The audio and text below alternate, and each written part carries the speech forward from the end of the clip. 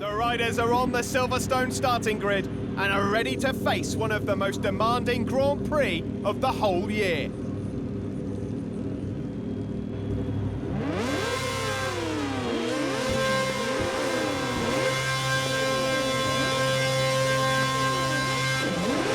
Hi guys, well, MotoGP 18 was recently released on PS4, Xbox One and PC, and now after a short delay we have the Nintendo Switch version.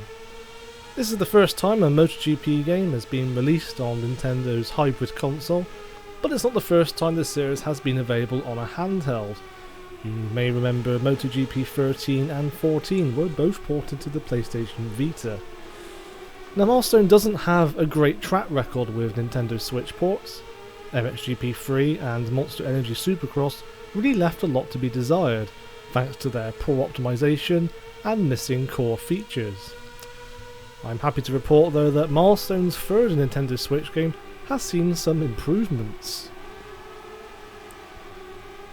That being said, MotoGP 18's visuals obviously lack the polish of the other versions that run on more powerful hardware.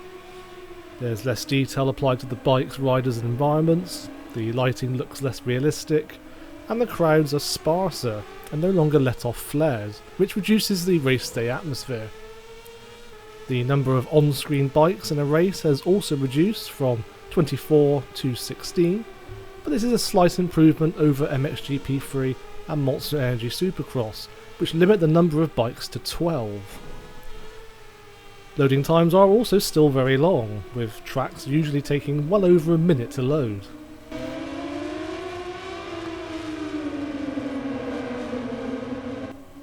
These sacrifices have paid off, however. Unlike MXGP 3 and Monster Energy Supercross, MotoGP 18 doesn't suffer from any noticeable slowdown on the Switch and runs at a smooth 30 frames per second. Playing on a TV in docked mode, the game really doesn't look bad at all considering the Switch's hardware limitations.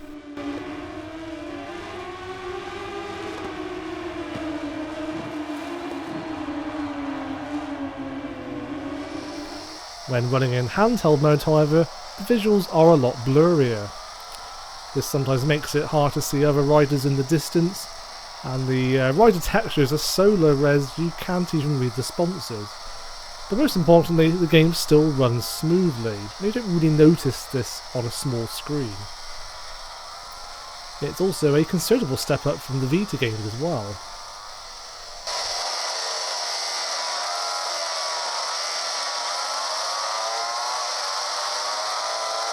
As well as being the first game in the series to run on Unreal Engine 4, MotoGP 18 runs on a brand new physics engine, providing a greater sense of realism.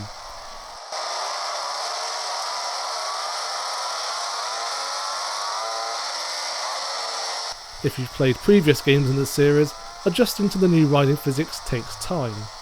It's quite tricky at first to get to grips with it on the Switch as well, since it doesn't have analog controls.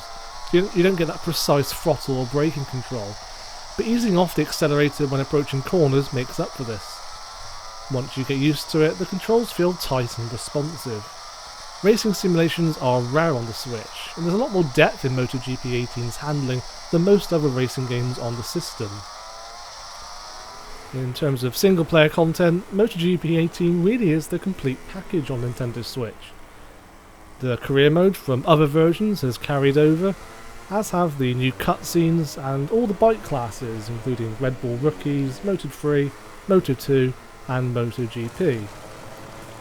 It's an exact port content-wise, apart from one omission. There's no online or split-screen multiplayer. The MXGP 3 and Monster Energy Supercross Switch ports also suffered from this, and it's disappointing to see this trend continue, especially when the Switch version is more expensive and yet has less content. Still, it's great to see Milestone improve the optimization in their Switch games. MotoGP 18 isn't a perfect port, but it is by far the best bike racer currently available on the system that captures the thrill of MotoGP on the Switch.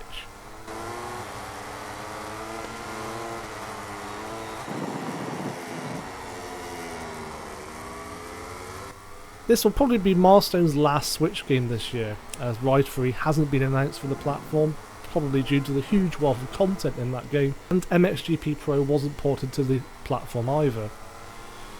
Anyway, that's it for this look at MotoGP 18 running on Nintendo Switch. Do let us know what you think of the game in the comments below, and we'll have more racing game Switch content coming soon.